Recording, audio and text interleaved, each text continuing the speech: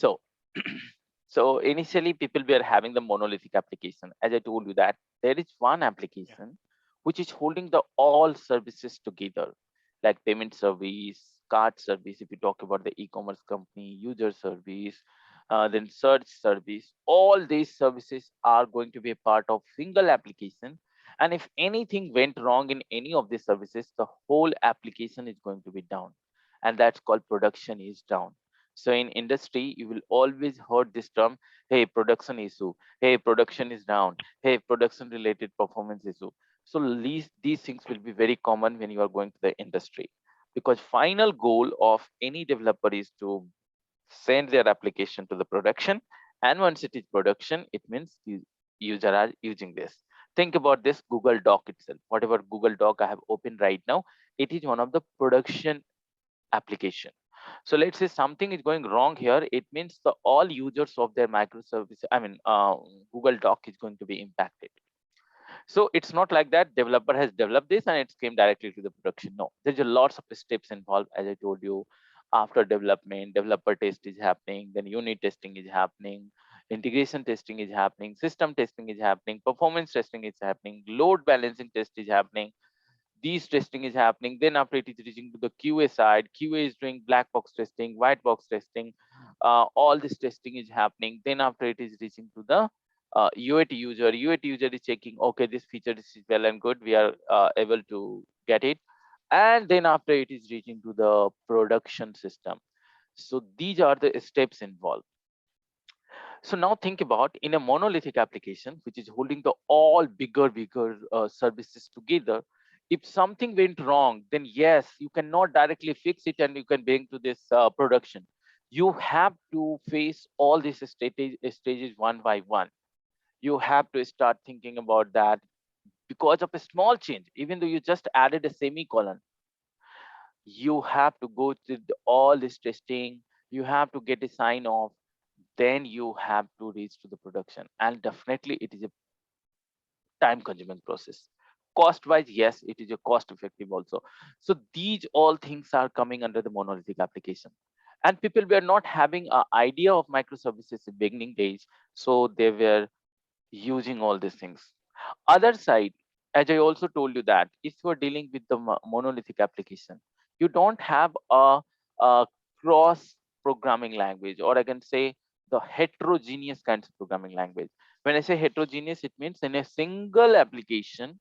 When I say e-commerce, you cannot say that in my e-commerce I'm using the C also, C++ also, Java also, .NET also, Python also, R also.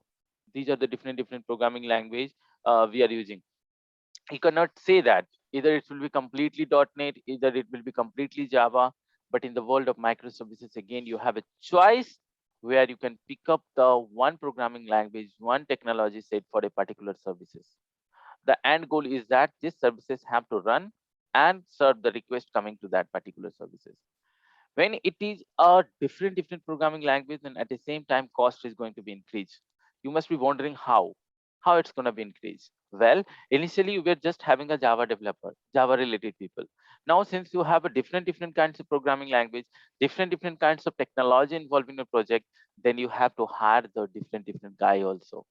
And hiring a software engineer having a 10 years of experience, it's not a very simple way, they are asking like a like very huge amount they're asking. So yes, cost wise, one of the very issue for everyone, but no way, they want the business to be run 24 into 7. And without microservices, now companies not thinking that it's possible. Monolithic application is completely gone, but yes, some of the website is still developed in the monolithic, which is a very small piece. It's not like that all application have to go to the microservices. Again, there is a big tutorial over there, which application is the right candidate of microservices. Think about, you are just running a tutorial website, and now you started thinking that let's me have one microservices for Java, one microservices for .NET tutorial. I think it is not required. Actually, you are just adding additional complexity. So you have to be very smart when you are talking about microservices, because it's a tutorial. I mean, it's a tutorial, it's just a text file, right? You are just writing things over there. So why you will be having a lots of different microservices for this, rather than One microservices is separate. You just create a module for Java tutorial, .NET tutorial, etc. So it is very, very important for everyone to understand the uses of microservices. When microservices came, then before that, the technical term came is service oriented architecture. When I say service oriented architecture, it means it is a SOA. It is also known as software as a services. Now, for each services, let's say there is a payment service. There is a dedicated team for this payment service. There is a separate architect team for this. There is a separate development team is there. There is a separate business team is there. There is a separate agile team is there. There is a separate, I can say, business owner is there. So these all things you will see. It is service oriented architecture. It means I'm not bothering about the e-commerce. I'm just bothering about my payment service, how it will be smooth and how it will be scalable. When I say scalable, it means when the load is coming to this payment service at the same time, many requests are coming. In 1 second, if I'm getting 100 requests, how can we make sure that each request are going to be served? So that's called service oriented architecture. Now, you are less bothering about the other modules rather than you are focusing on that. So that's the reason service, it means any services oriented related to that and architecture. It is specific to that. Okay. And it is also known as software as a services. Think about if you're designing a software like this, you as a company having the e-commerce and you have designed a payment service in such a way that it is very smooth and very fast. You have an option to business on that particular service. If you know or not, payment gateway is designed in India. We have a Yes Bank.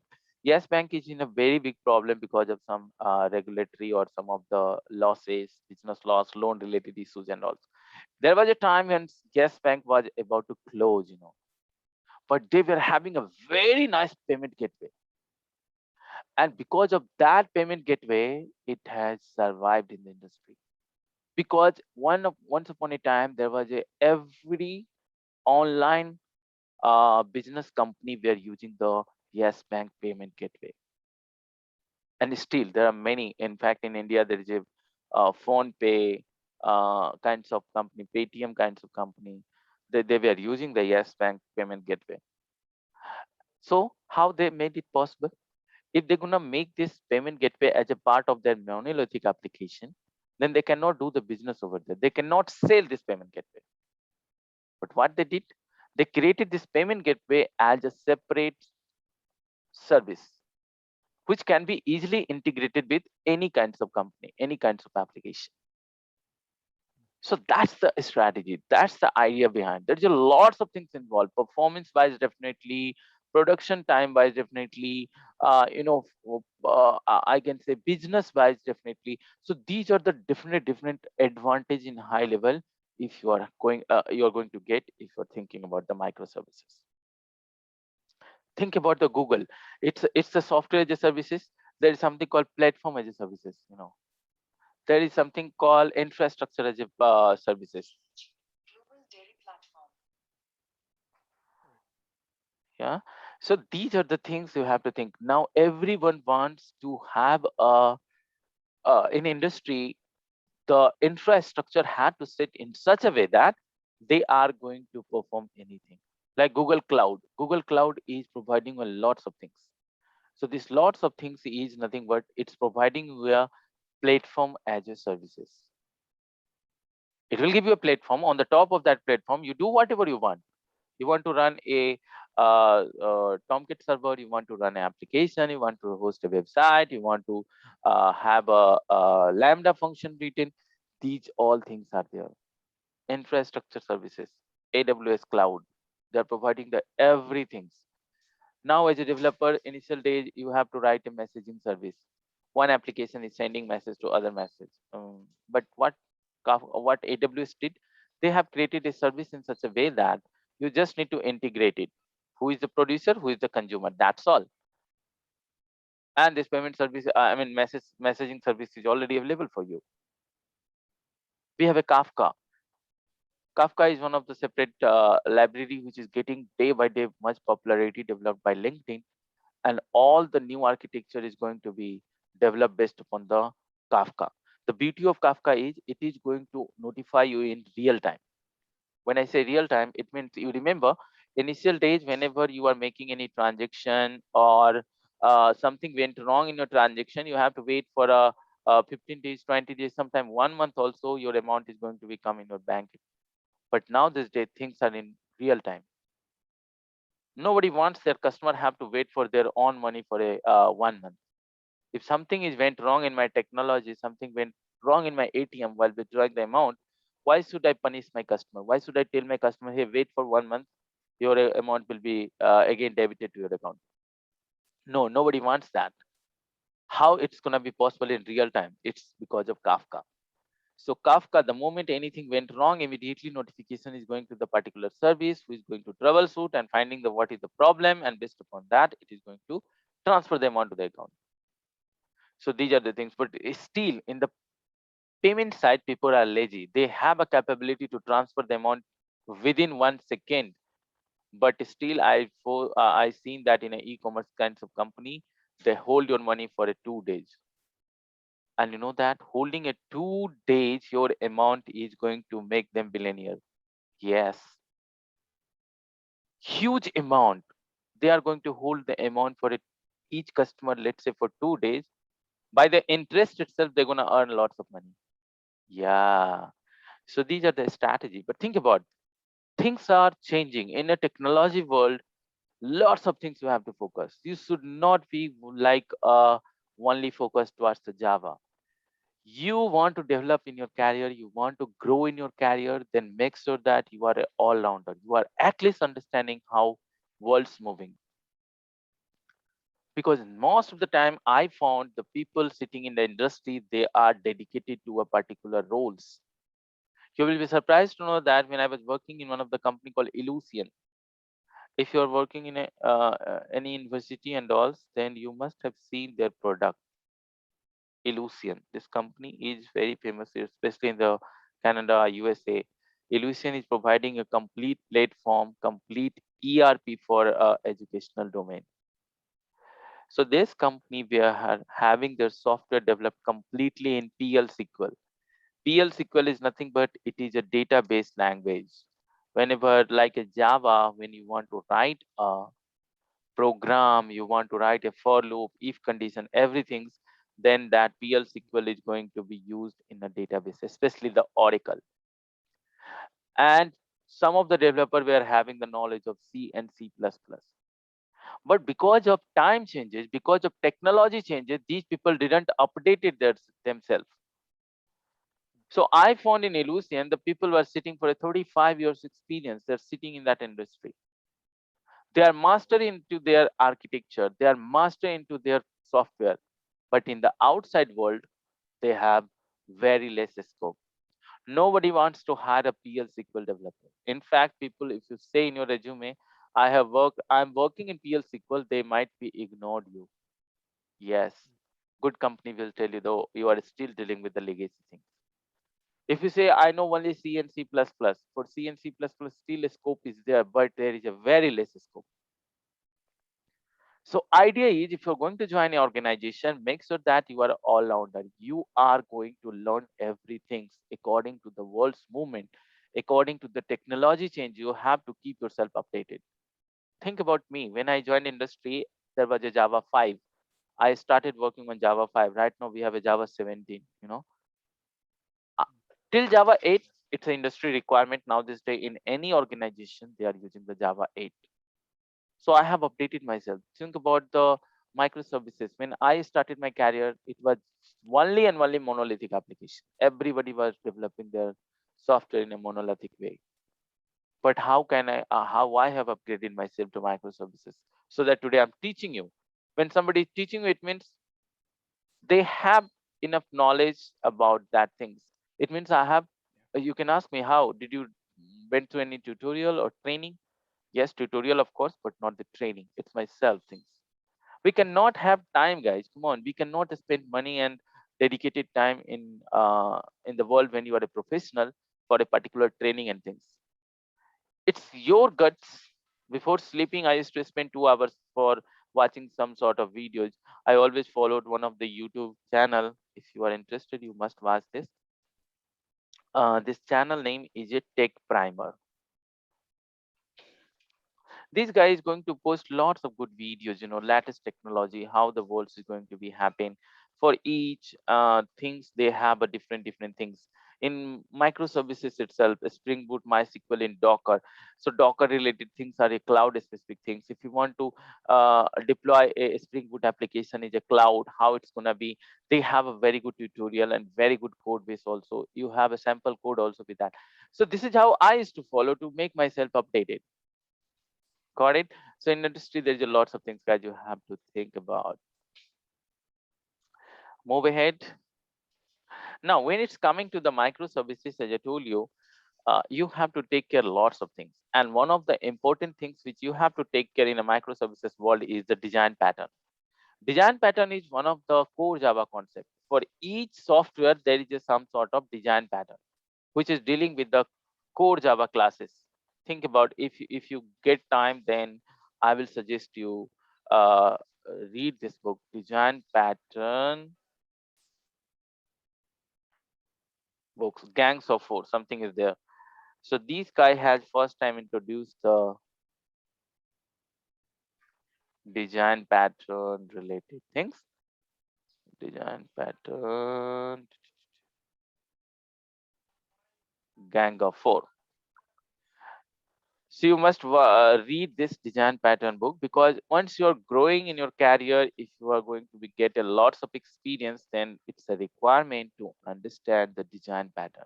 And especially in the world of object oriented programming language, yes, you have to learn about design pattern. Without learning design pattern, there is no way you can uh, see yourself designing any software. So these all things are required, by the way, in our when I say Spring IOC, it is one of the design pattern. When I say Spring MVC, it is one of the design pattern. Similarly, in the world of microservices, there is lots of design pattern.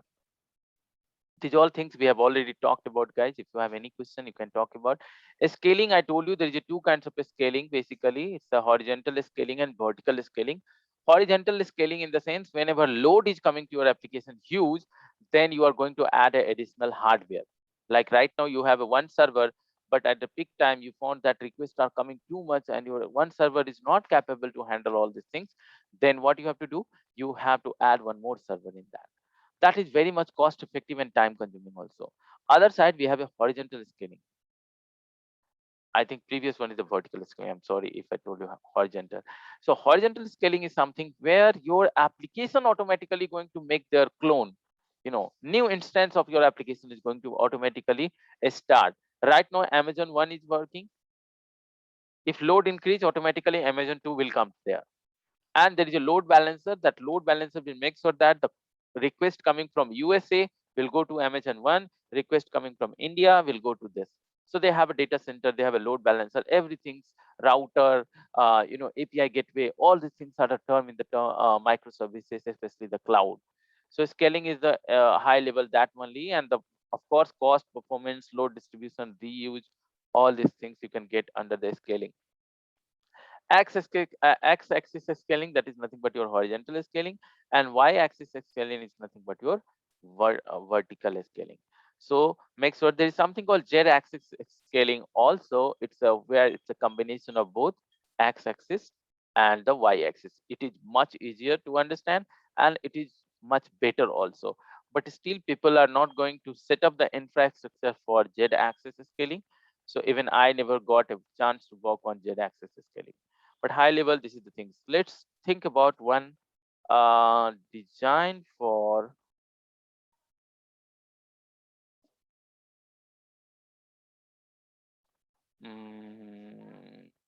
it's a billing REST API. This is one of the microservices for, I think, Uber, or you can say online traveling things, kinds of Uber, Ola, whatever it is. So see how it's gonna be work. Try understanding the microservices uses. So according to Uber, they have a 250 microservices. Yes, 250. It might have increased. So let's take a practical example. You as a user, you guys are with me? Hello? Yes, sir.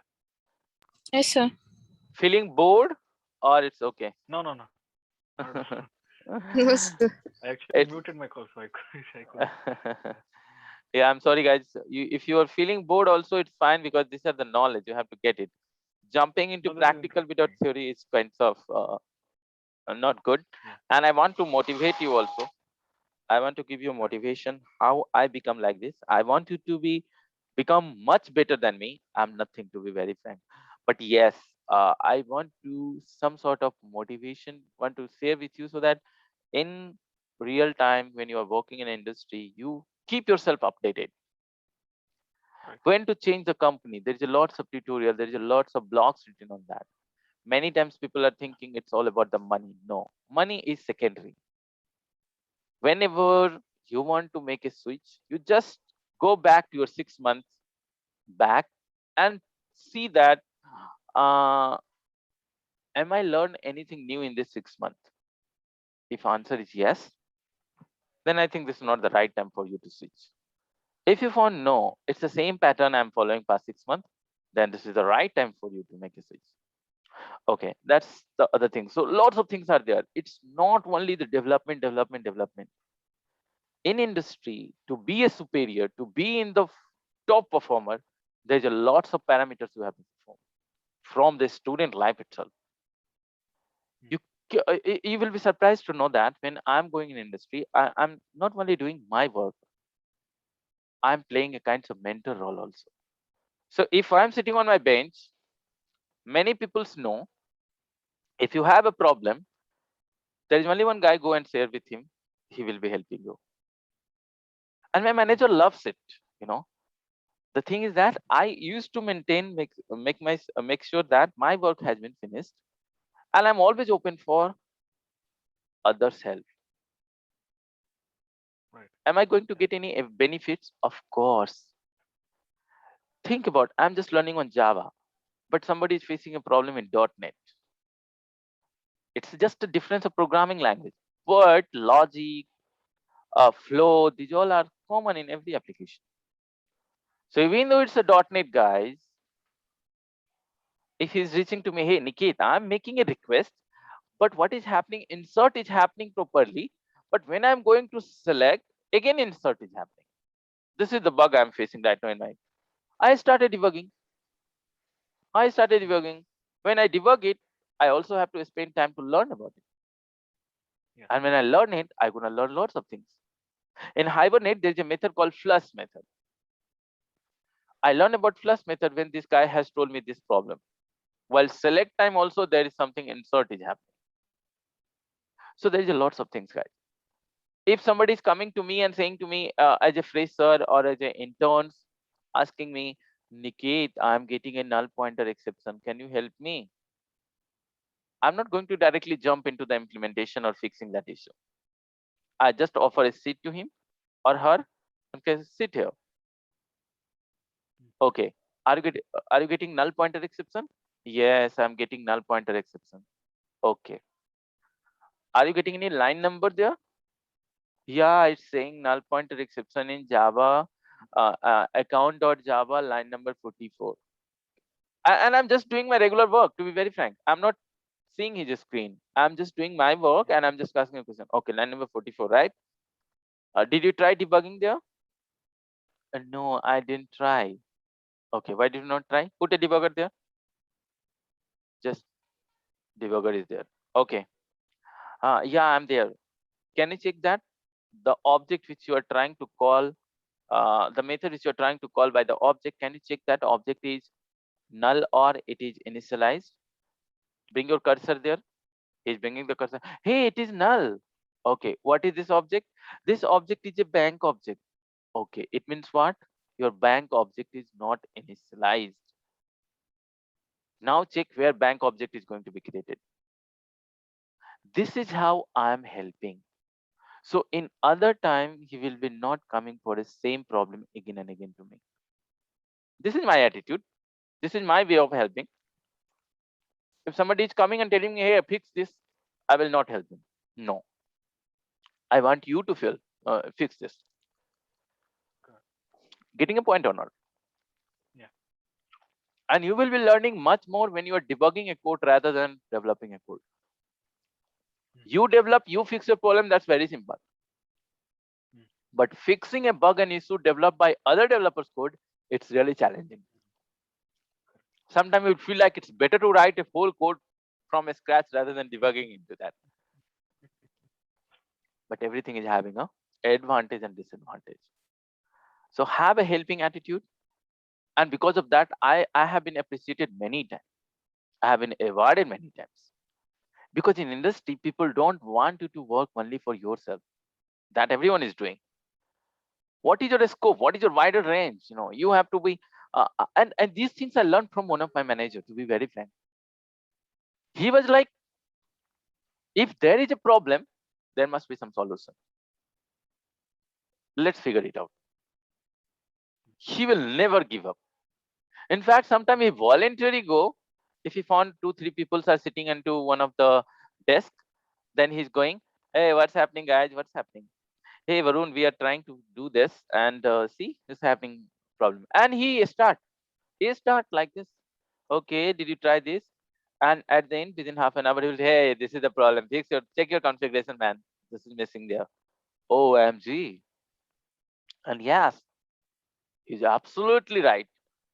How did he, you know, become like that? Because of this attitude only, helping attitude. correct. And we are not in a government job sector. There, everyone is going to be treated as a common. In private Mm, sector, if you do like this, someone is noticing you, and you will be awarded mm, once. That's for correct. sure. Anyway, let's move ahead. So it talk about the Uber. What Uber is doing? The moment you are booking any drive, first things, you are giving a source and destination. So immediately the booking service is in picture, and it is also bringing the map service, Google Map service. The moment you started searching, there is a search engine which is directly start looking for a driver service. Where is driver service? Driver service is going to locate the nearest vehicle for you, because these vehicles are keep on sending the notification to one of the services. This is my location, this is my location, this is my location. And these all things are happening with the Kafka. It's in real time. Immediately you got a booking done. Yes. And then after, what's happening? You book. The moment you book, there is a payment service or calculator service which is going to be immediately bring to you. It is coming and checking that this is the fare, estimated fare, this one is the kilometer, this is the estimated time, all these things. Immediately offer service is coming in picture also. Is there any offer applicable for you? Promo code service is coming in picture. See how many services are there. And the moment you said book, immediately notification is going to that driver. Wherever that driver is, he's going to accept or reject. The moment he accepts, immediately notification is coming to the user and the centralized service. And they're deciding, okay, give a notification to users. If he rejected, immediately the service is going to route your request to the other driver. Lots of things are happening in background. When driver rejected your trip, you will be not notified, because that's a bad impression. They don't want to put this in front of you. Rather than immediately on cancellation, they will target the another driver. So now you can easily understand how the flow is happening, how this software has been designed. So I will tell you a very simple way. Look at this. This is the mobile, and this is the laptop user. This is the computer user. So there is something called API gateway. API gateway is handling each kinds of request, and based upon that, it is making a passenger call. Passenger is going for the payment side. Then this guy is going to talk to the other passenger of this user's web UI gateway. So if you see trip microservices, driver microservices, notification microservices, and each one is connected with each other for their business fulfilling or end-to-end integration. So this is one of the microservices, guys, and they all are communicating with each other via REST. So this is called REST West design. Similarly, if you look at this high cohesion independent, business domain centric. These are the different advantages of using these microservices. Now, what are the categories of services? As I told you, platform as a services, which is fast. Google is providing a platform as a services where you can do app engine is there, compute engine is there, cloud SQL is there. These all are comes under the platform as a services. So any provider who is providing these all facilities, this is known as a platform as a services. Next is software as a services, which we are talking about that HRM, you know, ERP, customer relationship manager, CRM, all these things are comes under software as a services. And the example of this is a Oracle Cloud. So if you use Oracle Cloud, they are providing you the separate modules and separate software for their business. This all comes under the ERP also, guys. Infrastructure as a services, which is Amazon EC2, which is going to start your virtual instance, and then after you are doing all your performance and deployment, security, performance, productivity, everything is going to be taken care by the infrastructure as a services, which is the Amazon Cloud. Function as a services, function as a services is one of the very latest things and interesting things. You just write a small function, public void test method, and you start running that into a private cloud. That comes from the lambda, and lambda kinds of things are coming example here. Microservices transaction management, yes, this is one of the very interesting things, and it is one of the hot topic also in the world of microservices. Because when you are doing a microservices kinds of things, transaction you have to take care. Transaction is not only related to money, guys. Each request will be considered as one of the transaction. Think about e-commerce. The moment user started searching, your search engine bring the product back. User has browsed that product, read all these things, he has added into the cart. The moment he added into cart, then inside the cart table, automatically one insert operation has been came. Then after you went to the address side, then you selected address, you went to the payment side. Last time your payment failed, what you need to do? You have to make a history entry, then after you have to roll back the all possible steps which you have performed. Similarly, in the Ola Uber booking also, the moment customer has cancelled the trip, what is happening? Immediately there is a lots of transaction manage mechanism is happening.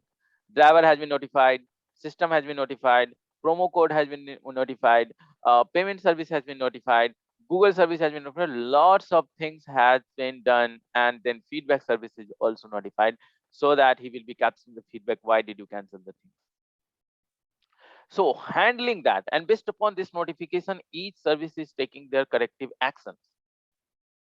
Driver is thinking, okay, it's done, so driver have to notify. Now he have to clear their line so that other trip will be coming to him. Yes,